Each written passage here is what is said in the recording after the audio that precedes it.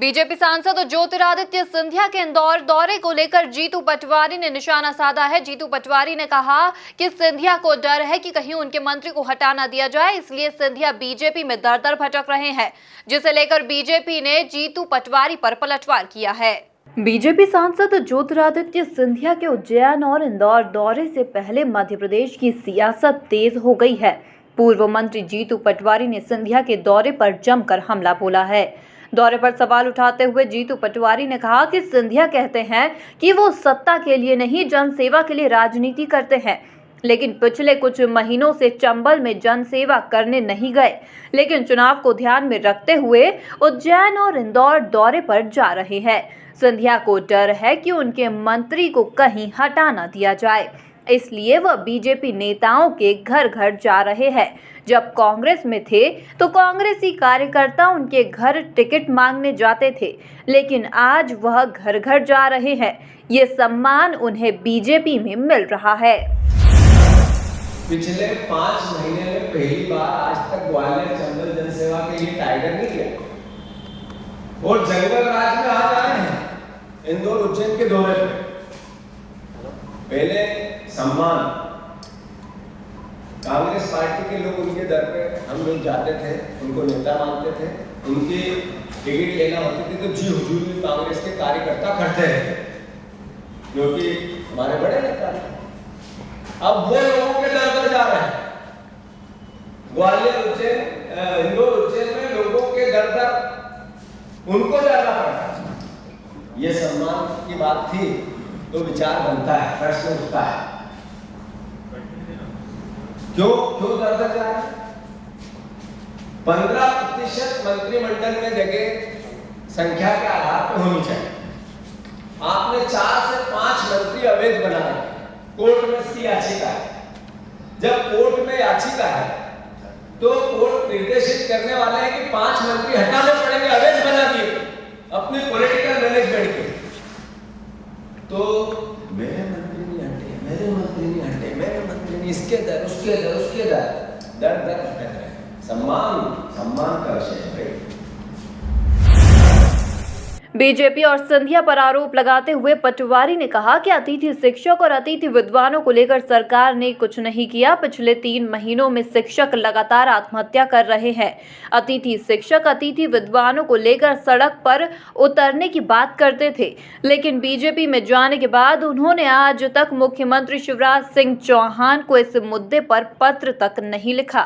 सिंधिया पर बड़ा हमला बोलते हुए पटवारी ने कहा कि सिंधिया ने कहा कि टाइगर अभी जिंदा है, लेकिन टाइगर गुफा में छिपा बैठा है।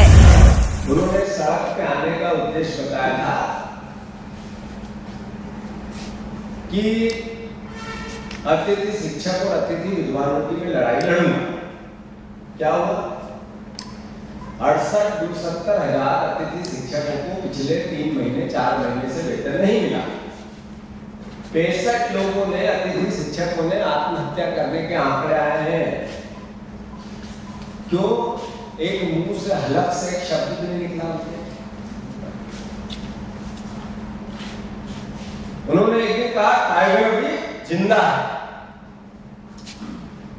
मैं उनसे आग्रह करना चाहता हूं, प्रार्थना करना चाहता हूं कि उन अतिथि शिक्षक और अतिथि विद्वानों के लिए आप सड़क पे आए। आप एक बार तो शिवराज सिंह चौहान को पत्र लिख देते, अपनी बात कहते थे कि इनका क्या करना है, क्यों नहीं कर रहे हैं? ऐसा नहीं करेंगे। तो वहीं जीतू के बयान के बाद शिवराज सरकार ज्योतिरादित्य सिंधिया के बचाव में कूद पड़ी। कैबिनेट मंत्री भूपेंद्र सिंह और जगदीश देवड़ा ने जीतू पटवारी पर पलटवार किया। क्योंकि सिंधिया जी की कांग्रेस ने तो कभी सुनी नहीं, इसीलिए सिंधिया जी को कांग्रेस से अलग होना पड़ा।